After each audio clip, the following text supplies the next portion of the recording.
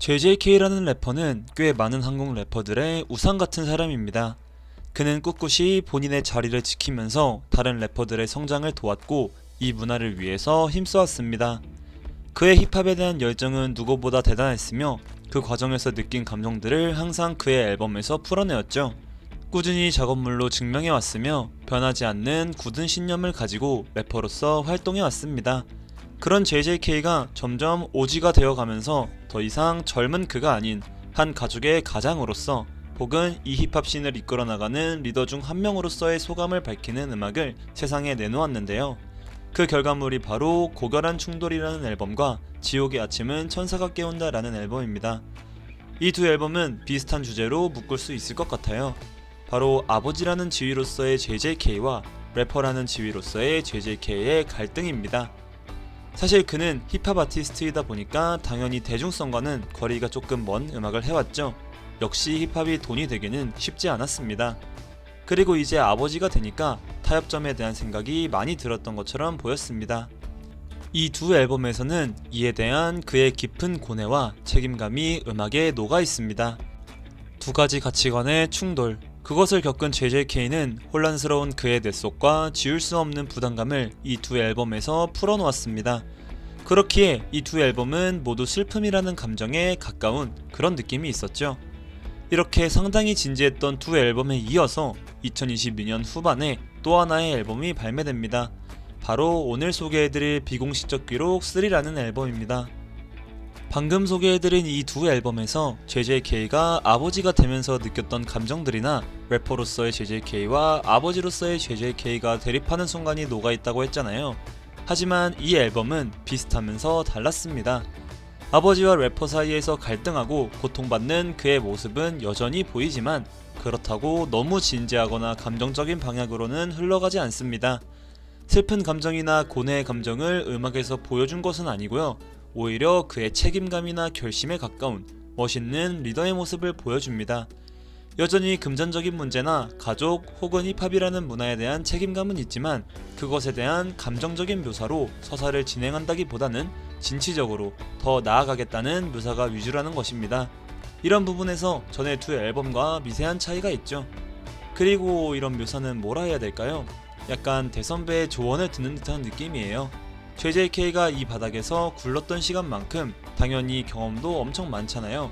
그리고 이 앨범은 그런 대선배의 경험이 전부 녹아있는 일기장을 보는 것만 같은 느낌이었습니다. 이 씬에서 활동하면서 느낀 회의감들이나 경험들을 재치있게 풀어나갑니다.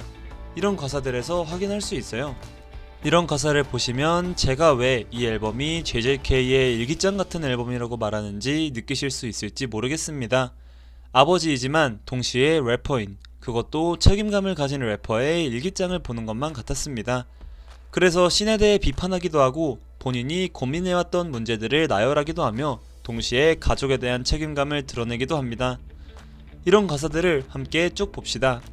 JJK가 대선배로서 현재 힙합 씬의 문제를 꼬집거나 의식이 없는 래퍼들을 디스하는 듯한 가사도 보입니다.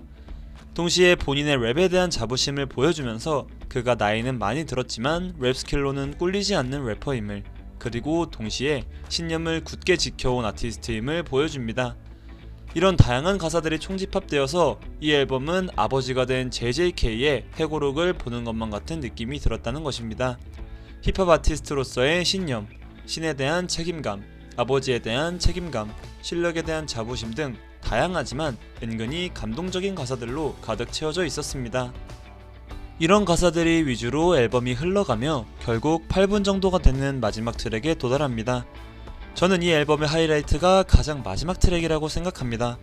마지막 트랙인 Thank God I'm Free라는 트랙에서는 JJK 본인이 여태까지 힙합 아티스트로 살아오면서 느낀 점들이나 그동안에 고마웠던 사람들에게 감사의 인사를 전합니다. 근데 비트 위에서 랩으로 전하는 게 아니라 가볍게 이야기하는 방식으로 앨범이 끝이 나죠. 마치 나레이션처럼요. 근데 이게 저는 너무 슬펐던 것 같아요. JJK라는 아티스트의 커리어도 이제 저물어 간다는 느낌이 있었던 것 같아요. 뭔가 약간 이젠 난 할 만큼 했고 이런 힘든 시간을 거쳐왔어. 힘들기도 했지만 여러모로 행복했고 다들 고마워 하면서 막을 내리는 것만 같은 분위기였어요. 그래서 저는 이 비공식적 기록 3라는 앨범이 두 앨범처럼 직접적으로 슬픈 느낌은 더 적었지만 오히려 덤덤했기에 우리의 마음을 훨씬 불편하게끔 만들었던 것 같아요. 긍정적인 의미로요. 이런 부분에서 저는 이 앨범을 매우 높게 사고 싶습니다. 지금까지 설명해드린 가사적인 부분 외로도 저는 꽤 재미있게 들은 앨범입니다. JJK가 드럼레스 장르를 들고 왔기 때문이죠. 사실 저는 JJK가 오지이니까 드럼레스나 네오붐랩을 할 줄은 몰랐어요. 근데 첫 트랙부터 엄청 네오붐랩스러운 분위기로 흘러갔죠. 전체적인 드럼의 사용을 지향하면서 그 위에서 랩을 뱉었습니다. 방금 소개한 8분짜리 마지막 트랙도 사실 네오붐랩 프로덕션이었고요. 근데 그런 프로덕션 위에서도 되게 잘 어울리더라고요. 목소리 톤도 너무 깔끔하고 가사도 정말 잘 들려서 매우 좋게 들었던 것 같아요. JJK의 랩은 말할 것도 딱히 없죠. 스킬풀하고 플로우도 다양하고 라임도 귀에 쏙쏙 박힙니다. 피처링의 활약도 너무 좋았는데요.